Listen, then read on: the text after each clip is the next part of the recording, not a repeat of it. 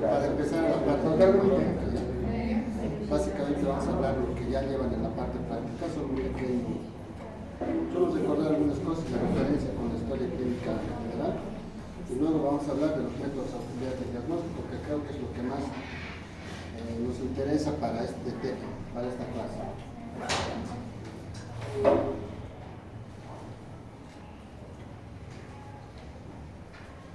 Bueno, hablar de historia clínica es para ustedes recordar lo que hemos hecho, o lo que ustedes han hecho hace bastante tiempo en semiología, ¿no? Es entablar de la relación médico-paciente, es crear empatía, resiliencia, todo lo que se llama. En otras palabras, colocarnos en el lugar de la paciente. La historia clínica no es hacer un interrogatorio. La historia clínica no es hacer un interrogatorio. ¿Sí? Es muy diferente. Quien va y agarra a la paciente y dice cómo te llaman, cuántos años tienes, eso no es hacer historia clínica. ¿Sí? Si fíjense que esta es una historia clínica, sí. La paciente, a la misma paciente, a diferente horario, mandamos 3, 4 internos, van a tener diferentes preguntas. Nunca les va a decir la verdad. Entonces, para hacer la historia clínica, ustedes tienen que saber la metodología que van a preguntar en su cabeza, no en el papel. ¿No? En esta etapa que están viendo, está bien que tengan un formato y vayan llenándolo, pero a medida que vayan avanzando la práctica, tienen que conocerlo de memoria. El examen de grado que dan ustedes, ¿no? Es decir, lo que van a dar cuando regresen, es solamente la evaluación de la historia clínica, a todos los chicos. Todo lo que has escrito en la historia clínica te pregunto. ¿Por qué el diagnóstico? ¿De dónde sacas el diagnóstico? Entonces, la historia clínica, como todos ustedes saben, todo tiene esto, los datos de filiación, eso no cambia, ¿sí? Los antecedentes personales. Para nosotros, básicamente, los antecedentes personales, ¿sí? Es diferente si se va a tratar de una persona que está en edad madura, en edad adolescente, o es una paciente que está en la menopausia. Vamos a tener este tipo de pacientes. No cambia y no es diferente a otro tipo de historias clínicas. ¿Dónde varía de nosotros la historia ginecológica aquí? En los antecedentes ginecobstétricos. Ahí es la importancia, donde nosotros vamos a ver si hay alteración del ciclo menstrual, ¿sí? Si hay dispareunia, si hay dismenorrea, ¿no? Características. ¿A qué edad ha sido la menarquia? Ahí está normal entre los 11 y 14 años. Después de los 18 años ya se habla de amenorrea. ¿Cómo es el ritmo menstrual? ¿Cuándo se llama ciclo menstrual normal? Ahí está. Para que ustedes hablen un ciclo menstrual normal, tiene 3 características, grábenselas. 1, la ciclicidad puede ser de 25 hasta 35 días. ¿Sí? Tiene que durar entre 3 a 7 días. Y el volumen de sangrado es entre 20 a 80 ml. Cualquiera de esos parámetros esté alterado se llama sangrado uterino normal o ciclo menstrual anormal. ¿Sí? Ahí vienen los términos de oligomenorrea, polimenorrea, oligomenorrea. Por decirte, si el sangrado le viene después de 35 días, se habla de oligomenorrea. Si le vienen menos de 21 días, polimenorrea. Si es que si entre esta menstruación y la otra menstruación sangra, ¿sí? A intervalos de cada semana, se llama menorrea. Ahora, si el sangrado menstrual es abundante en cada menstruación, es cíclico, pero le baja en gran cantidad, más de 80 ml, se llama menorrea. Ahora que durante el ciclo menstrual cada semana, 1 o 2 días mancha, gotitas, todo el tiempo está manchado, se conoce como espótico. Entonces, todas estas cosas nosotros le hemos clasificado como ciclos menstruales anormales. Y es un tema aparte que vamos a llamar sangrado uterino normal. Para nosotros es importante conocer la fecha de última menstruación y si está embarazada, la fecha probable de parto, la edad de la primera relación sexual, el uso de métodos anticonceptivos y si ya está más de 50 a 52 años, la menopausia. ¿Por qué vamos de esto? La primera relación sexual, para ver lo que se llama la prevención del cáncer cervicuterino. Al año de haber iniciado la vida sexual, se debe iniciar el primer papá, ¿no? Es una norma. Después, el uso de métodos anticonceptivos. Esto para nosotros, generalmente para ver el riesgo ya en pacientes menopáusicas o en pacientes que tengan antecedente de cáncer o ciertos tumores, pues para nosotros es importante se usaba estrógenos con progesterona u otro tipo de anticonceptivos, ¿sí?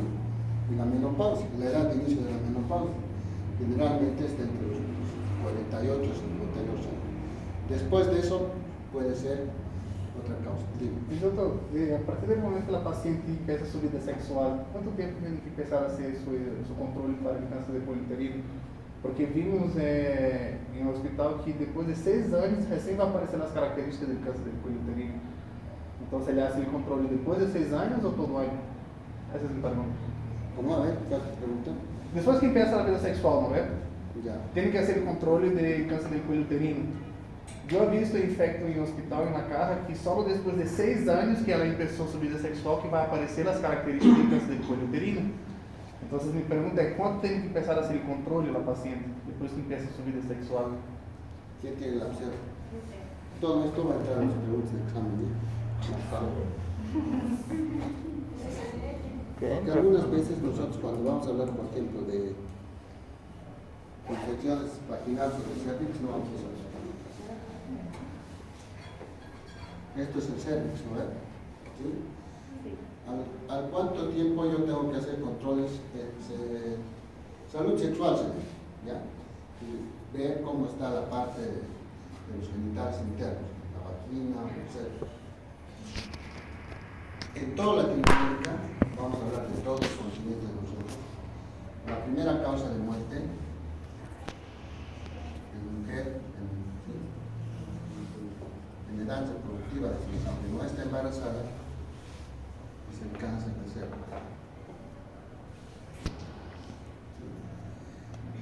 Y nosotros ya sabemos todo este tiempo, ya sabemos quién es el que causa el cáncer de cervix. ¿Quién es el agente causal? Primero es el completo. El ácido. El HPV tiene 2 tipos, 18 y 16. los clasifica en 2 tipos de serotipos, de alto riesgo oncogénico 16, y de bajo riesgo oncogénico. El alto riesgo oncogénico produce cáncer. Esos son el 16, el 18, el 33, 35, el 51. En Latinoamérica está más estos 3. Por eso la vacuna, ¿quién se ha hecho colocar? Les venden esto contra estos virus. ¿Sí? Y el de bajo riesgo es el 6, el 11. Estos producen los condilomas genitales. La condilomatosis. Pero ahora se ha visto, este virus tiene que infectar a la mujer. Pero hemos visto que la infección afecta al 30% de todas las mujeres. De 10 mujeres que hay, 3 hay con HPV. Eso dice la epidemiología. Ese 30%, pero están infectados, no significa que están enfermos. ¿Sí? ¿Cómo se manifiesta la enfermedad? La enfermedad se manifiesta en 3 formas. ¿Sí? Uno, como hemos dicho, no produce síntomas, es sintomático. Únicamente, ¿cómo lo diagnosticamos? Con PCR. Igual que el COVID, yo pido y quiero saber cuál de estos están. No ahora las farmacias, ¿sabes? Queremos saber si tenemos el virus del HPV o no. Ahora es un boom de las mujeres que ven el Face. Por PCR no produce síntomas. La segunda forma es que ataca aquí, se llama zona de transformación. La unión entre el cervix, justo ahí más abajo vamos a ver, entre el endocervix y el exocervix aquí, se llama unión escamocolumnar. En esta unión, donde hay alto número de mitosis, es donde el HPV puede atacar. No hay en otra parte del organismo. Entonces, ¿ahí qué va a producir? Los mix, las neoplasias epiteliales célula. ¿Sí? Y la tercera forma de presentarse son los condilomas. Y esta forma de presentación tiene el hecho. Pero para que esta persona que se ha infectado tenga estas cositas, necesariamente para que produzca esto, tiene que haber factor desencadenante, factor de riesgo, tiene que haber. ¿Cuáles son esos factores desencadenantes o cofactores? Entonces, básicamente aquí lo que conocían en los libros que es inicio de vida sexual activa tempranamente, enfermedades de transmisión sexual, parejas sexuales múltiples, es decir, relaciones sexuales de riesgo. Si estos dos están presentes, se va a desarrollar la enfermedad, va a presentar. Entonces, cuando este está aquí, nosotros antes decíamos, si hoy día me infecto, para que yo tenga este NIC1 novénica, displasia se llama, inicio de cáncer 1, 2, 3, y aquí ya se presenta el cáncer, así es, la evolución. ¿Sí? Primero se presenta displasia leve, displasia se vuelve moderada, después severa y después el cáncer. Pues, ¿qué decíamos? Yo me infecto hoy día, hoy me he infectado con el HPV, hoy, para que pase aquí tenía que pasar 10 años. Entonces, pues que se haga a partir de los 5 o 6 años, y van a leer en los libros que es a partir de los 26 años en el Papa Nicolás. Eso es protocolo antiguo. Actualmente, la virulencia de esto, la agresividad del 16 es más que el 18. Entonces se ha visto que desde esta infección hasta llegar al cáncer puede ser 1 o 2 años. Entonces, había una teoría, van a leer el libro, tiene que pasar 10 años. Para que pase a NIC 2 tiene que pasar 5 años. Para que pase a NIC 3 tiene que pasar 5 años también. Y para que vaya a cáncer tiene que pasar 10 años. Esa es la evolución natural del cáncer. Pero ya no hay eso, ya no hay esa evolución. Por eso van a haber personas de 30 años con cáncer avanzado. Entonces la teoría del Papa Nicolau es que ustedes se debe hacer al año de haber iniciado relaciones sexuales. ¿Hasta cuándo se hace? Hasta que esta zona se pierda. En algunas personas a los 70 años y otros a los 75, por atrofia del cervix se pierde esa zona de transformación, ya no. Si no hay zona de transformación o unión escamocolumnar, no hay cáncer. Entonces hasta esa fecha se debe hacer con Nicolau. ¿Sí? Hasta ahí estamos con objetos, ¿verdad? Entonces avanzamos con eso. Los antecedentes obstétricos para nosotros igual, estos ginecológicos y obstétricos son la única diferencia que hace la historia que ustedes ya conocen. El número de gestas, 7.000 partos normales, ¿no? O así complicados, por qué ha sido las cesáreas, el número de abortos, la presencia de molas, tienen un significado para nosotros. Cuando ustedes vayan avanzando, ya han llevado la parte obstétrica, es decir, conmigo habrían terminado todo lo que es la obstétrica, ¿no? Porque han llevado obstetricia normal, que es hemorragia de la primera mitad, hemorragia de la segunda mitad. Entonces, ¿saben cómo puede repercutir, por ejemplo, que tenga 3 o 4 abortos seguidos? Entonces, nosotros ya estamos hablando de infertilidad. La paciente también la ginecología por infertilidad, entonces yo tengo que averiguar por qué, a cuántas semanas ha sido. Pues cada uno de estos antecedentes obstétricos tiene una importancia en función a la patología que estamos buscando. Si la paciente viene porque no puede tener hijos, yo tengo que buscar esto. ¿Sí? ¿No? Si no puede embarazarse, esto. ¿Sí? Los gemelos, pues ya también tienen algún otro aspecto de embarazo. ¿Sí?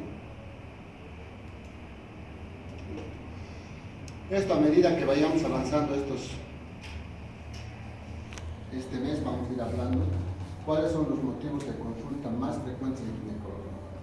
Y los chicos que están conmigo saben, son los flujos, son los sangrados y es el embarazo. Pare de contar. Eso es lo que ustedes tienen que saber. Y eso es lo que vamos a hablar de aquí en adelante, ¿no? Vamos a estudiar a muchos otros patólogos. ¿Sí? Entonces, nosotros tenemos que saber cuál es fisiológico y cuál es patológico. ¿Sí? El flujo genital vaginal normal en una mujer va a variar de acuerdo al ciclo menstrual. ¿Sí? Varía de acuerdo al ciclo menstrual. Sabemos que hoy día es el sangradito, primer día del sangrado, es el primer día del ciclo menstrual. Va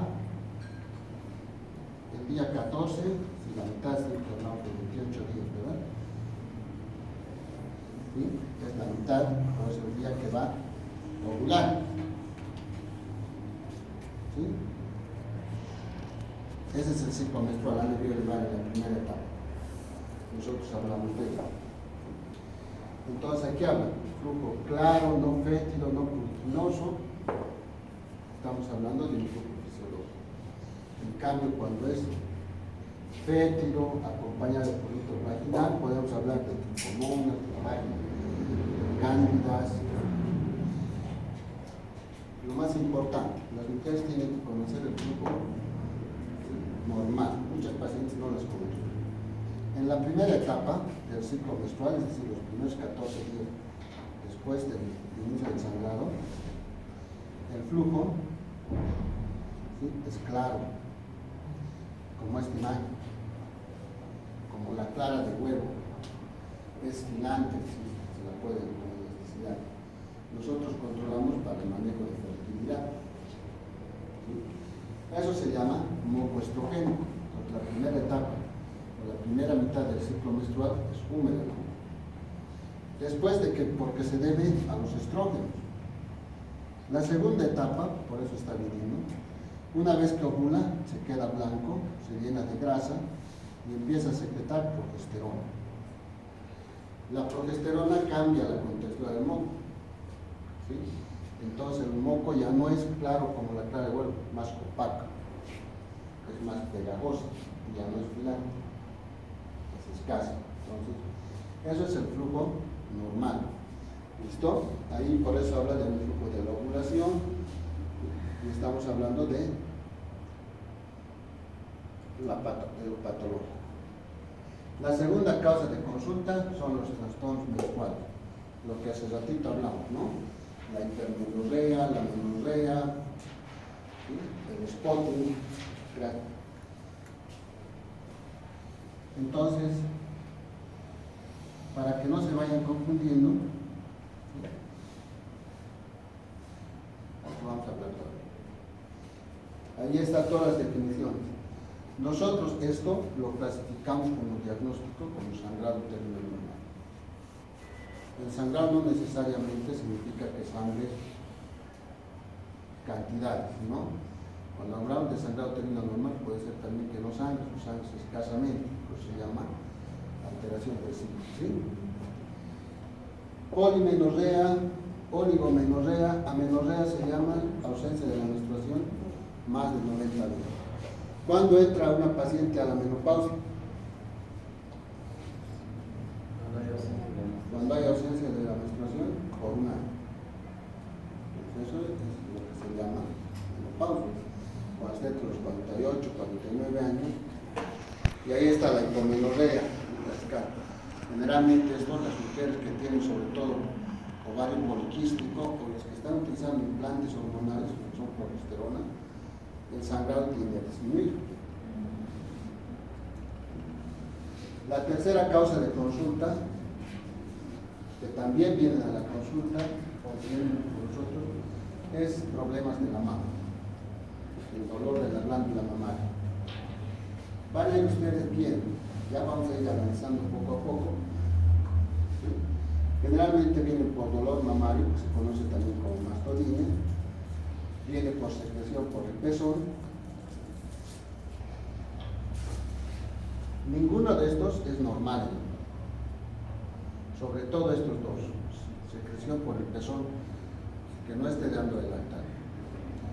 Si sangra, ¿no?, si secreta sangre, un líquido verdoso, serosanguinolento o fétido, se debe mandar inducción de Gram y hacer citología. Los signos cutáneos, es lo que les decimos, generalmente es la piel de naranja, En nuestro medio el cáncer no es la primera causa, está entre la tercera causa de patología, pero es frecuente verlo, ¿no? Signos cutáneos generalmente durante el examen ginecológico, el examen de mamas, cuando le hacen colocar las mamas en la nuca, pues ahí van a ver la retracción de la piel. La retracción de la piel no es que va a estar deprimida, tiene que saber diferenciar. La piel va a estar como la naranja, no del color, sino esa contextura de la piel de naranja, tocarla es como una, ¿quién se han tocado una celulitis? Inflamación, alguna vez alguno de ustedes ha tenido la piel, antes de que se vuelva absceso se pone duro, caliente, rojo, pero aquí los signos cutáneos si se pone rojo, caliente, está haciendo una mastitis, pero si no tiene signos de inflamación y está duro como la piel de naranja descartonada, tienen que investigar, puede ser un cáncer. A eso se llaman los signos cutáneos. ¿Quién viene? Viene la paciente, no nosotros rara vez en la consulta diagnosticamos, muy rara. Las mujeres vienen porque te dicen, doctor, me apareció un nódulo, o te dicen, tenía un nódulo, ha crecido, doctor, mis pechos me duelen. Básicamente te dicen, doctor, aquí hay un nódulo y nosotros no lo tocamos, pero ella lo toca. Entonces el estudio básico cuando hacen ahí, si es menos de 36 años, solo se pide ecografía de mama, eso es por la densidad mamaria. Si es más de 36 años, se pide ecografía más mamografía. Se complementa. ¿Listo? El estudio. Eso para que ya ustedes vayan viendo. Ahí está la cuarta, dolor menstrual. Es lo que decíamos, la dismenorrea. Es otra causa de consulta. Cuando hablamos de dolor durante la menstruación, tienen que ver dónde se localiza, ¿sí? Si se irradia, no se irradia. ¿Por qué? Porque el dolor durante la menstruación es lo que llamamos dismenorrea, ¿sí? Y la dismenorrea puede ser primaria, puede ser secundaria. La primaria es la que se origina desde la primera menstruación y muchas veces no tiene ninguna alteración. Examinamos. Pero la dismenorrea secundaria se inicia al segundo o tercer año y tiene patología. Puede ser patología infecciosa, puede ser una patología que nosotros llamamos endometriosis. Entonces tenemos que investigar. ¿Y cómo investigamos? Según su localización y también su asociación con otros síntomas. Por ejemplo, muchas veces cuando hay endometriosis, es decir, es el endometrio fuera de la cavidad uterina, a eso se llama endometriosis. Pues eso va creciendo igual. Cada mes crece igual que el endometrio y cada vez sangra. Lo mismo, cuando sangra, pues produce dolor. Cada vez eso va adheriendo la sangre, genera adherencia. Muchas veces ahí adentro en la pelvis está todo adherido, intestinos, útero. Y eso muchas veces ocasiona que la mujer, cuando está cerca de este periodo, tenga dolor, incluso al defecar, al orinar, a las relaciones sexuales. Cuando hacemos tacto, el útero no se puede mover, y es una causa de infertilidad. Entonces, investigar esa asociación, ¿sí?, nos sirve. Esto es lo que dice, ¿no? Distensión, compresión o asociación con otros signos, ¿sí? Entonces esas son las causas o los motivos de consulta más frecuentes. No hay otros. Por eso viene la paciente a consultar. No vamos a hablar de infertilidad, que viene, que es la última causa, pero no estamos dentro de eso, ¿sí? Vamos a hablar rápidamente del examen físico de mamas. De las mujeres, ¿quién sabe hacerlo? Que venga y identificar. Vamos de los chicos.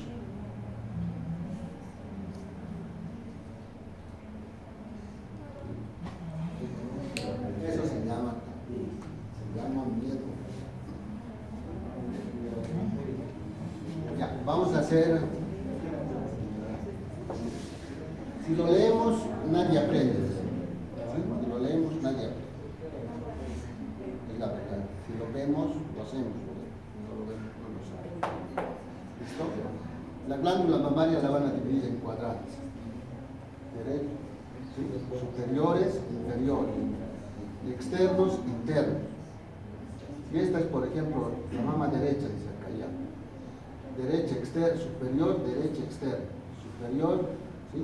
Interno. Mama derecha, superior, externa, mama izquierda, superior. Todos tienen por cuadrados. Interno, externo, ¿sí? Inferior, interno, inferior, externo. Mama izquierda, mama derecha. ¿Sí? Lo tenemos que aprender a dividir.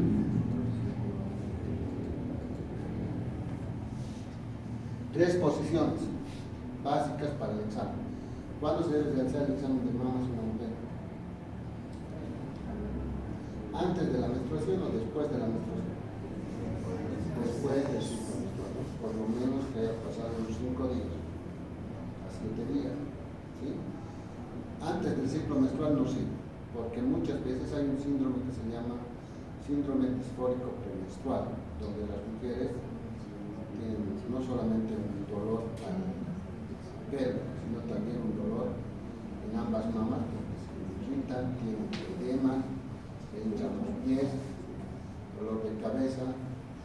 Entonces, si uno se hace los exámenes ahí, la glándula mamaria no puede simular nódulos, no es bueno, tenemos que esperar, ¿sí? Bueno, se hace en posición sentada, ¿sí? Al borde de la camilla o al borde donde están ustedes, con los brazos caídos. ¿Qué van a ver con los brazos caídos? Simetría igual. ¿Sí? Con los brazos extendidos en la cabeza, retracciones de piel. Y también con las manos en las caderas. Ahí es la inspección. Vemos ahí con las manos sueltas, con las manos en los hombros, nuca. Y lo que hacemos con esto es que contraiga los músculos pectorales. Entonces, cuando hay tumores que están adheridos a la parte profunda, el que contraigas el pectoral va a hacer que la piel también se retraiga. Por eso se hace. ¿Sí? Esto es para ver cuando contrae, si hay tumores que están hacia adentro, ustedes a ver, contraigan sus pectorales, van a ver que la grasita se retrae. Entonces, esto es para observar. A la paciente le hacemos esto para la inspección, ¿sí? Sentada al borde de la camilla, 3 posiciones, ¿no? ¿Cuál es el objetivo? Básicamente ver simetría de las mamas, deformación, ver los pezones, cuando levanta ver nodulaciones, ¿sí? Y acá si hay tumores o no, retracciones internas, ¿listo? La palpación, igual pueden hacer por cuadrantes o pueden hacer radial, como están viendo aquí. Entonces, cuando van a hacer palpación, la mama izquierda, digamos, vamos a palpar la mama derecha o izquierda, ¿sí? Yo tengo que hacerle poner la mama izquierda, la paciente tiene que estar recostada, ¿sí? Ahí, ¿no?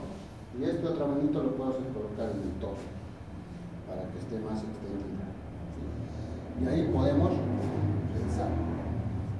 Eso es cuando hacemos los médicos. Y el autoexamen de mamas, en cambio, es lo contrario. Pongo aquí con esta mama, ¿no? ¿Sí? La mama derecha se revisa la mama izquierda y la mama izquierda se revisa. Tienen que revisar. ¿Listo? Pueden hacer radial. ¿Qué significa radial? Empezamos por aquí, damos vuelta. Dibujamos en 4 cuadrantes. Podemos hacer bien, ¿sí? Radial hacia afuera o circular. Una vez que hemos terminado, como están viendo, se hace el masaje en la mano, en la mama, y se aprieta para ver si hay salida de secreción, ¿no? Pues en eso concluye el examen físico de las mamas. ¿Listo? Entonces esto ya es más viendo y haciendo, ¿sí? El objetivo es encontrar nódulos. Y esto estamos recalcando aquí para que ustedes les enseñen y ustedes aprendan si no sabían. Porque quien viene al médico por problemas de nódulos mamarios o tumor no tiene. ¿Verdad? Incluso ustedes, como ahora no tienen cierto miedo, cierto temor de revisar, existe. Muchos de nosotros en los hospitales pasamos al interno de revisar a la señora. Es la realidad. ¿Sí? Quien viene a la consulta por un problema no es justo. ¿Listo? El examen de abdomen no varía, inspección, auscultación, palpación y percusión. El examen ginecológico, pues ya saben la posición de ginecológica de la paciente, están rotando, ya iba a ver ustedes la práctica. Todo esto ustedes lo conocen en anatomía, lo único que aquí yo les voy a decir, tienen que conocer los grados de desarrollo de los estadios de TANER, que vamos a hablar en la siguiente clase, probablemente TANER 1, TANER 2, TANER 3. No es correcto, y eso les observo a todos los chicos, y eso les digo que vayan a ver, me ponen genitales externos de características normales para la edad de la paciente. ¿Qué significa eso?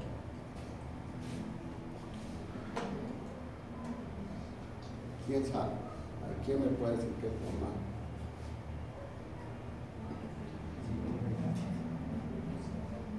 Tiene 30 años y me ponen genitales externos de características normales. ¿Quién sabe revisar las historias clínicas del piso? Manos siempre los chicos. Y así que ponen. ¿Es correcto o no? No es correcto. Es que la mayoría ponen no revisado por Podemos poner TANER estadio 1, 2, 3, 4. Uno ya sabe. ¿Por qué? Porque el TANER te describe el desarrollo. No. TANER 1, TANER 2 te describe. B. En los estadios de TANER evaluamos las características del vello pubiano, de los labios mayores, de las coloraciones, de los labios menores, del introito. Igual de las mamas. TANER 1, TANER 2, TANER 1 como del niño, TANER 2, TANER 3 te van a ir evaluando, lo vamos a ver. Entonces, teníamos que ir describiendo. No es correcto poner lo que hace rato. ¿Ya? Los genitales externos femeninos los pueden ver así como ustedes están viendo, pero muchas veces guarda un montón de enfermedad. Muchas veces, por eso les digo, una paciente ve, está normal, hay características normales, pero tiene prolapso, como lo decía el doctor Amis. La paciente ya ha venido al hospital, venía normal hasta que uno de esos ya empezó a toser y se le ha salido todo el útero. Pero para que eso pase ya tenía pues, como unos 3, 4 años que ellos descendieron poco a poco lo que es la parte de la vagina. Durante el examen ginecológico, y esto lo hemos puesto aquí, siempre tienen que ir a palpar las glándulas de Bartolini. Son dos glándulas que están en la parte de la comisura posterior, acá, ¿listo? Y están encargadas de lubricar todo lo que es el canal vaginal, ¿sí? Y sobre todo durante el acto sexual para que no haya lesión de la mucosa. Son las primeras en obstruirse cuando hay infecciones genitales frecuentes y forman los abscesos de la glándula de Bartolini, ¿sí? Arriba están las glándulas de Skene, que también pueden producir pequeñas tumoraciones o no. Para el examen ginecológico, después de la inspección, nosotros necesitamos los espectros. Estos espectros son de pequeño, mediano y gran tamaño. ¿Quién los elige? Nosotros. No necesariamente tiene que ser una paciente que es multípara y yo le voy a colocar el espectro mayor, no. Es de acuerdo a las características y a las dimensiones de sus órganos genitales. ¿Listo? Y tienen que ver esa parte. Ahí está la forma de insertarlo, ustedes lo van a ver. Estas son las características de un cervix. Para hablar más ratitos de esto, esto es lo que les quiero mostrar. Así se ve. Esto no es con un microscopio, nada. Esa es la forma. Esto, ya para ir adelantando, porque en otros diapositivos no tengo estas imágenes, esto es el exocervix. Se llama epitelio plano estratificado, no queratinizado, es decir, es la misma piel, pero sin queratina. Forma nuestra. Estos rojos vinositos que ven adentro, eso es endocervix, eso es epitelio glandular, son glándulas. La unión entre el exocervix y el endocervix es lo que yo les decía, se llama unión escamocolumnar. Allí es donde ataca el HPV. Esta unión, esta línea, En muchas pacientes no es una línea, es todo un espacio de 1 centímetro o 2. Así se va de aquí, por ejemplo, desde acá hasta acá. Desde aquí hasta acá. Se conoce como zona de transformación. Y esto es así, por las características que están, pero esto más o menos así es. ¿Por qué? Porque estos puntitos que ustedes están viendo aquí son los quistes de Nabot. Entonces, esta zona de unión se ha vuelto en una zona de transformación, para que a futuro me entiendan, esta está bien. Se llama zona de transformación, toda esta zona. Y ahí es donde se origina el cáncer. Cuando vamos a hablar más ratito de colposcopía, ¿sí?, de biopsia, ahí es donde nosotros observamos. ¿Sí? Ahí es donde nosotros miramos. Si hay aquí lesiones, no es cáncer, por si acaso. Si está en esta zona, es cáncer, puede ser cáncer, sospecha, ¿listo? Entonces, eso es lo que nosotros vemos, ¿sí? Se tiene que observar. Se tiene que observar lo que están viendo en características. Nosotros colocamos esta imagen porque tenemos que observar. El objetivo semiológico de muchos de los problemas en las mujeres por encima de los 36, 37 años no son infecciones y nosotros los tratamos como infección. Las mujeres vienen por prurito a los 38, 39, 40. La mayoría, o en la menopausia. Hacemos el especular, vemos un escaso flujo, tienes una vulvovaginitis, dale ojo. Puede ser que estén entrando en atrofia vaginal, temprana, atrofia de la mucosa.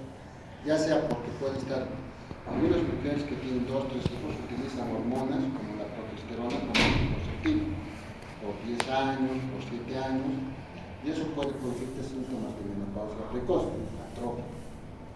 Entonces, ¿cómo se ve el epitelio? Vean, aquí tiene rugosidades. ¿Sí? Son rugosidades. Esa es la rugosidad normal de la vagina. Cuando ya está entrando en atrofia, es liso. Entonces, si la paciente viene con esos síntomas, ustedes se dicen y es lisa la mucosa, no le den antibióticos o denle hormonas, denle estrógeno, le va a ir bien, no va a necesitar tratamiento. Entonces, para eso es para que veamos las características de la mucosa vaginal. La palpación, como están viendo, tenemos una palpación bimanual. ¿Cuál es el objetivo de esto? Verificar la elasticidad de la vagina, si existe o no existe modificaciones. Cuando hay un cáncer, normalmente la vagina es elástica. Los que están yendo al Germán Urquidi, a las prácticas con el doctor Montaño, también con mi persona, con el doctor Álvarez, aprovechen, pónganse guantecitos, toquen al paciente. Es lo que les digo, aprovechen. Porque tienen que saber conocer lo normal. Una vez que pase este tiempo, doctor, echa al internado, inmediatamente tienes que hacer detectar. Porque tienes que revisar y te dicen, ¿por qué no se puede? Tú ya deberías saber cómo llegar a nivel con cierto conocimiento. Es elástico, pero si aquí tocas acartonado, duro como el cartón, probablemente haya metástasis o invasión o elasticidad de cemento. Tienes que saber eso. La vagina en tanto es para ver la elasticidad. Y como hace mucho les decía, muchas de las señoras no les hablan porque le han hecho un interrogatorio y les han hecho quimioterapia o radioterapia, pelvis congeladas, duro, como la piedra, vieja. Hacemos el tacto vaginal para verificar la elasticidad, la presencia de tumoraciones. Verificamos el cervix, si se mueve, no se mueve, es anterior, es posterior, ¿sí? Causa dolor o no. Estamos hablando cuando, por ejemplo, de endometriosis hablamos, se pone, ¿no? Y la ubicación del cervix, ¿no? Cuando es bimanual es para ver en el útero la posición.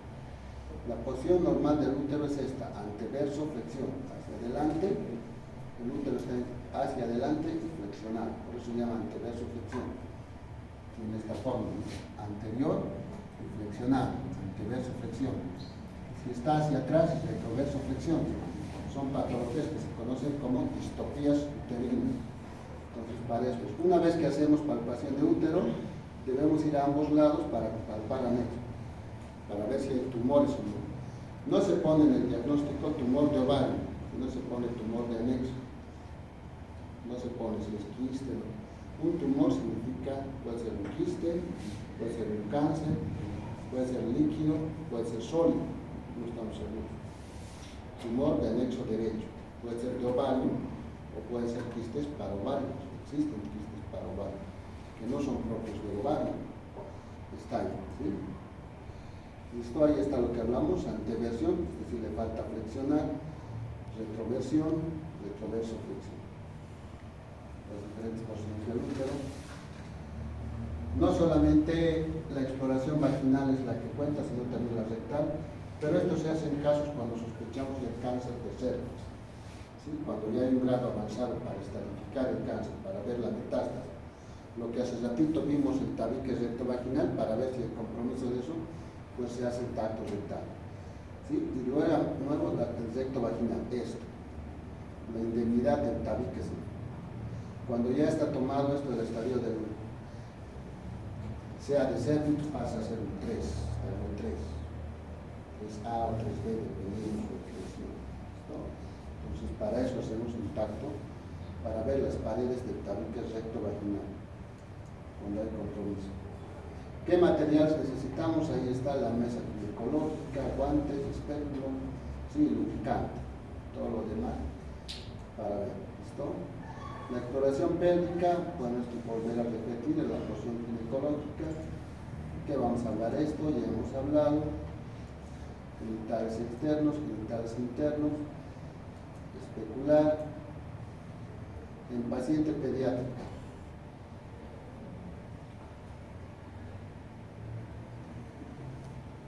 En una paciente van a ver, generalmente quien revisa a estos pacientes es el médico interno, porque viene a la consulta de pediatría y la pediatra le dice: tú ya has tratado ginecología, ven a la salud.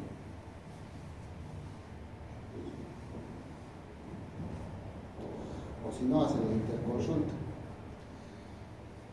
Generalmente el motivo de consulta, ¿sí?, es esto de la escozor. Algunos tienen flujo, ardor, dolor al orinar, eso ya se van a hacer, y algunos sangran.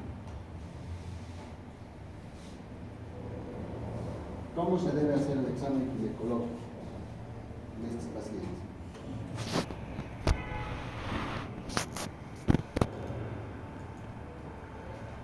Generalmente debe estar acompañado por la mamá, con ustedes, se llama porción de la sobre ustedes, sobre la mamá, que debe separar las piernas.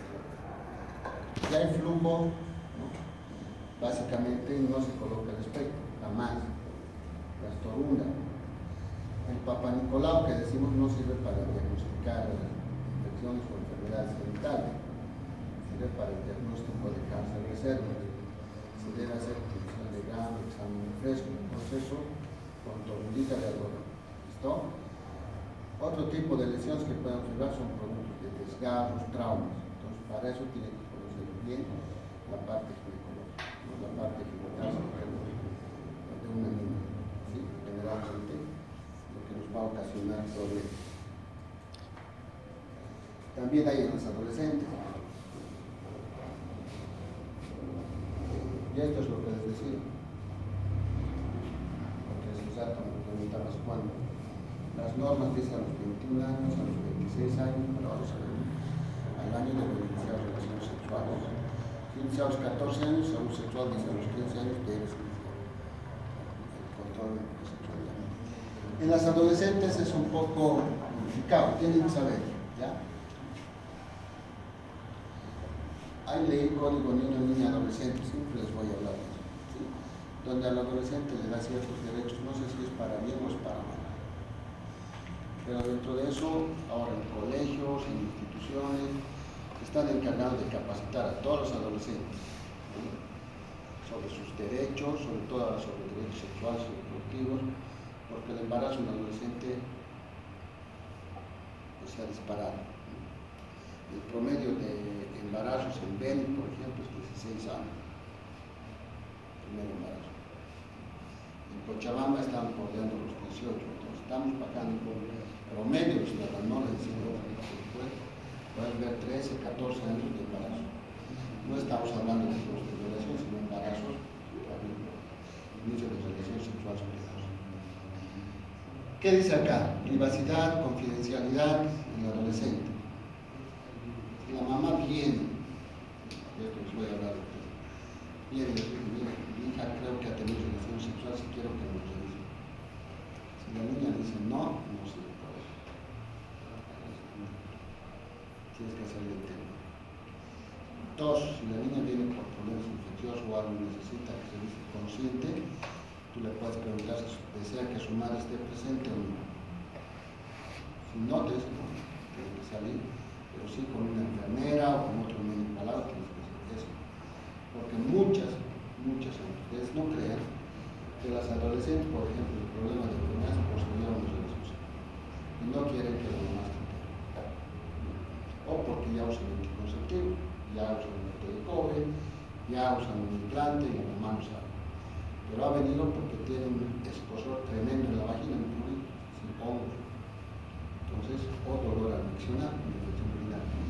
Privacidad, confidencialidad es muy importante en el adolescente, tiene derechos, ¿sí? El examen ginecológico se debe realizar siempre en compañía de otra persona, nunca estén solos, y la paciente tiene derecho a que a dejar si va a estar sola o va a estar acompañada con un familiar.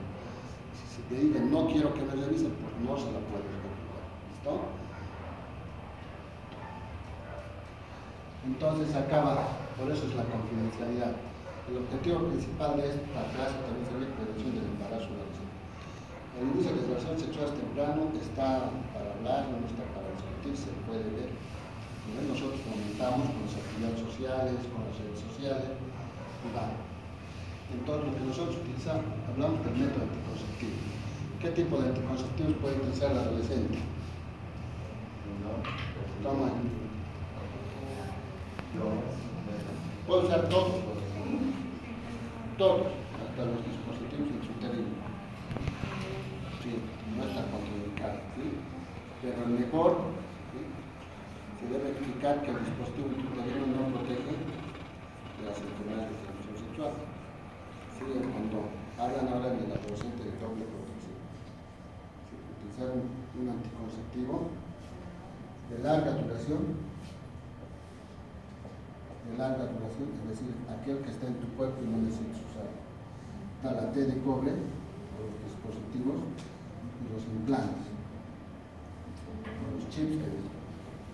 Y secundario a eso, pues que utilicen la T de cobre. Ya tiré el condón. Doctor, y en caso de que la paciente tenga fibromas, no se contraindica los que tienen hormonales. ¿Que tenga qué? Fibromas en los senos, sí. Un adolescente va a ser piensa, investigar, ¿ya? Se llama fibroadenoma, ¿sí? Y esto beneficios.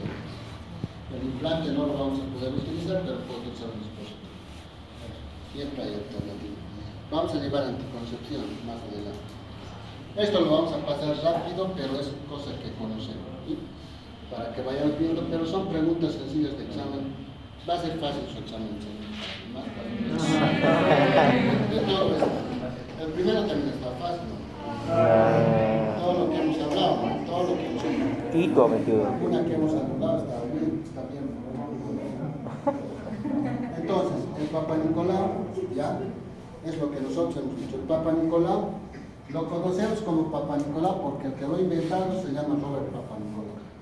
Hablar correctamente, yo voy a poner el examen de citología. Citología cervical, vamos a ver cervix. Entonces estamos ahí, ¿sí? Su indicación es para el diagnóstico temprano de cáncer cervical. Cuando necesitamos evaluar el estado hormonal para saber si es premenopáusica, postmenopáusica o estudios de infertilidad, ¿sí? Y esto es secundario. No es primario. En ocasiones cuando hacemos la tinción pueden ver este tipo de gérmenes y los ponen.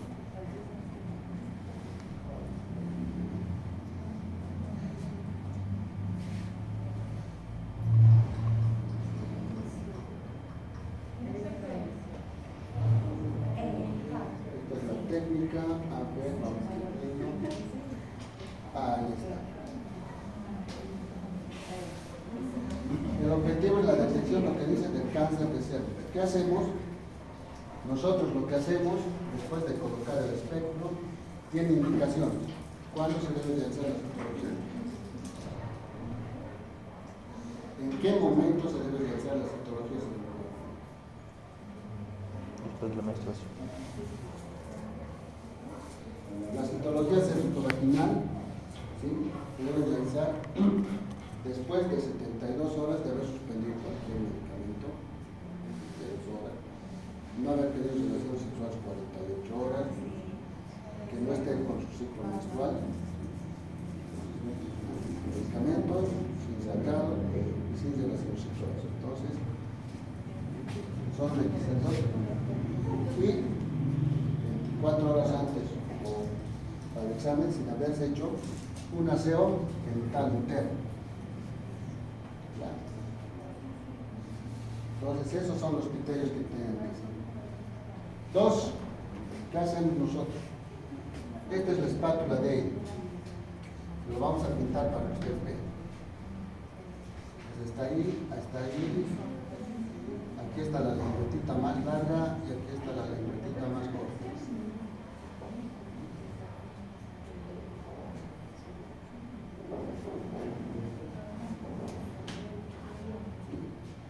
Entonces, si nosotros hacemos aquí el cervix,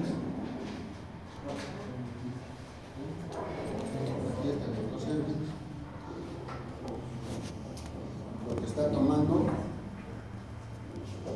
el útero normalmente secreta fluido, secreción, lo que han dicho es moco viscoso.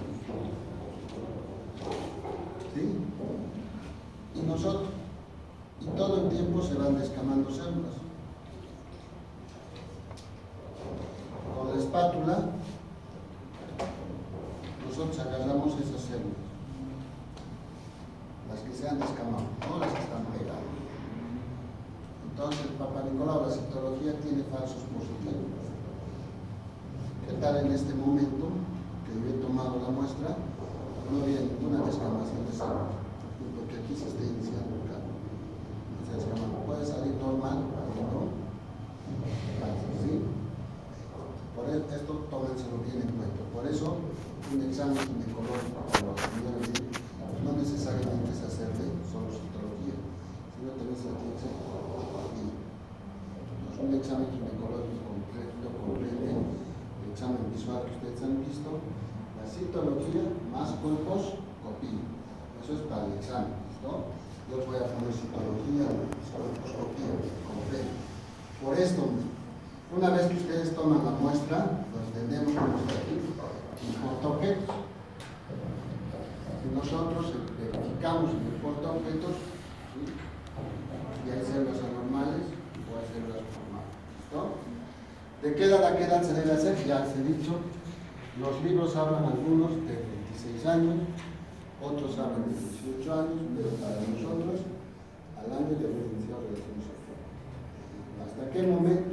Hasta que no exista endocero, no hasta que haya atrofia de la unión escamocolumnar del cervo, es decir, entre los 70 y 75 años. Pues para nosotros vamos a poner 70 años, ¿listo? ¿De qué edad a qué edad se hace el Papa Nicolau? Al año de iniciar relaciones sexuales hasta los 70 años. ¿Listo? ¿Con qué frecuencia? Se dice que si hoy te haces Papa Nicolau y sale normal, al siguiente año te haces Papa Nicolau y sale normal, debería de ser cada 3 años. ¿Sí? Eso es.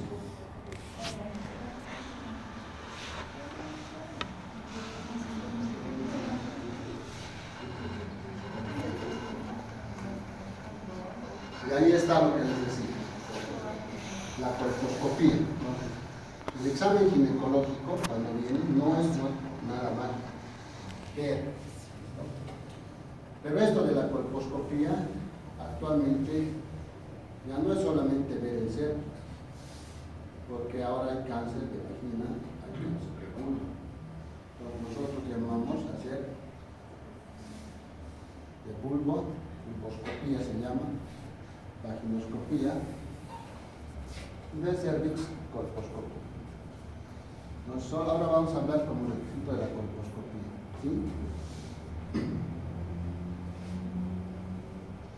Entonces la colposcopía, en otras palabras, no es más que una visión directa del cuello del útero con un microscopio, que se llama colposcopia. Directamente estamos mirando el útero, ¿no? Y ahí está, vamos a ir viendo.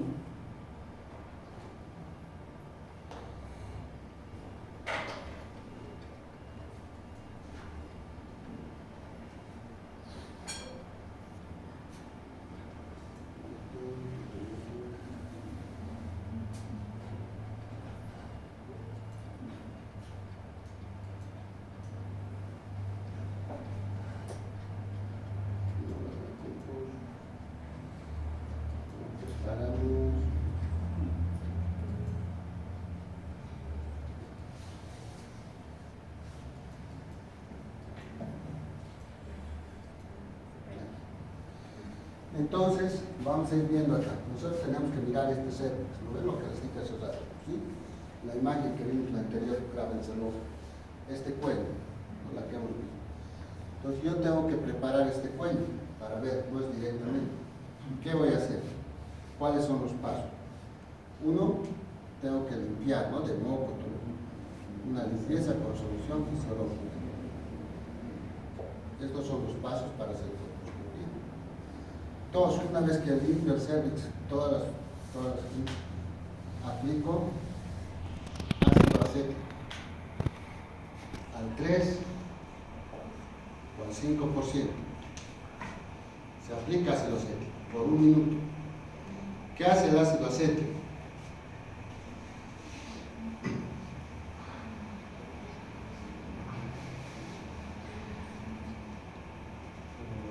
Este era el cervix, ¿se acuerdan? Esta zona de transformación.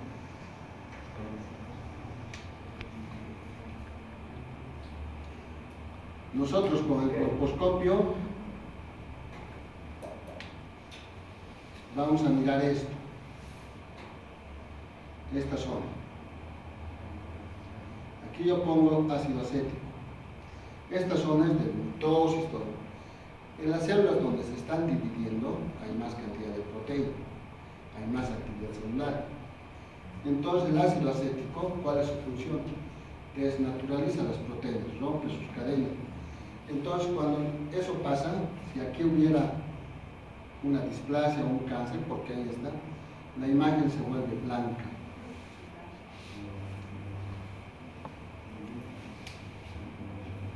Se llama imagen así, blanca. Ahí con el microscopio van a ver una imagen blanca. Luego, nosotros podemos observar Lugol. Lugol es una solución igual que el alcohol dorado de ese color, conoce como la povidona. ¿Sí? Si nosotros aplicamos Lugol, todo lo colorea medio café vinoso. Todo lo que es tejido sano lo colorea, porque es como la piel, epitelio, escamoso, no queratinizado, se colorea, nosotros lo echamos. Alguna vez lo han puesto povidona, se queda amarillo, es igualito. Pero lo que es glándula, lo que es el endocervix, no lo colorea, no se tiñe. ¿Sí? Y esta cosa acetoblanca tampoco se tiñe, entonces se ve más notorio. Entonces con el colposcopio eso se llama, ¿sí? Y a esto se llama, al poner Lugol, se llama test de Schiller. Test de Schiller. ¿Qué es el test de Schiller? La colposcopía. Aplicación de Lugol al cervix. Esas preguntas de examen, no están. 10 minutos más, no se duermen, ¿eh? Toda la tarde de operar, preguntarle 3 horas ha sido o más. Ya ha llegado cuando estaba operando, ¿no? Sí, yo estaba. Y se ha ido cuando estaba terminando todo. Sí, mi papá. 5 y cuarto. ¿Eh? 5 y cuarto te has ido. Algo así. Y todavía tenemos la cesárea, ¿no? Sí, 2 cesáreas teníamos. Entonces tienen que acostumbrarse, así van a trabajar.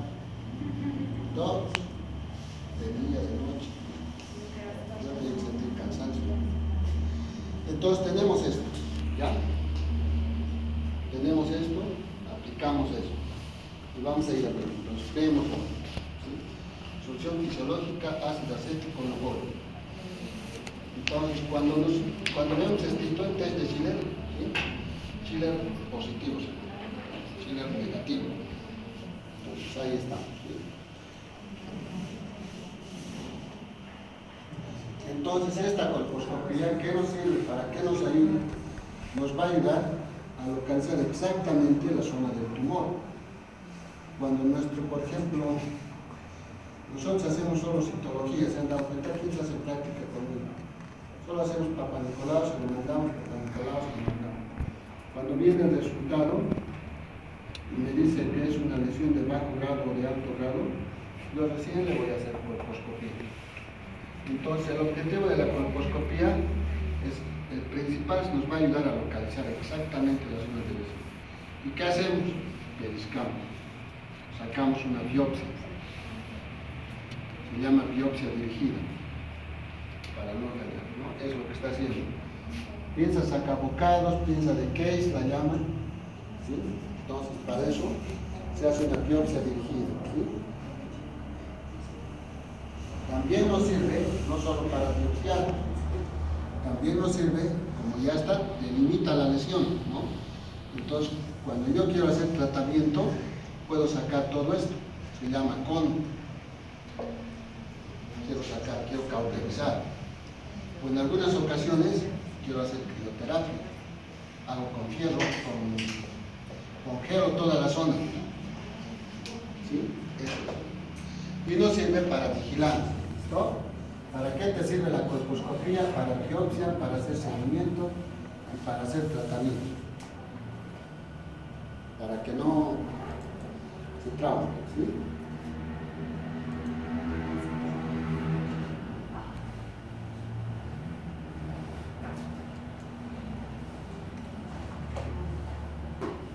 Y esto ya hemos hablado. Diagnóstico, tratamiento y seguimiento. La técnica hemos hablado. Actualmente existe videocolposcopía, eso es para que conozcan. Ya no es solamente el microscopio, sino que va grabando en tiempo real. Puedes subirlo a tu pantalla y puedes amplificar, ya no es necesario que estés sacando la mugre viendo ahí, sino con tu cámara y puedes mover, ¿no? Tiene su costo, pero es mucho mejor. Esta es la colposcopía digital, igual saca toda la imagen y tú puedes ir estudiando, igual que la tomografía, ¿sí?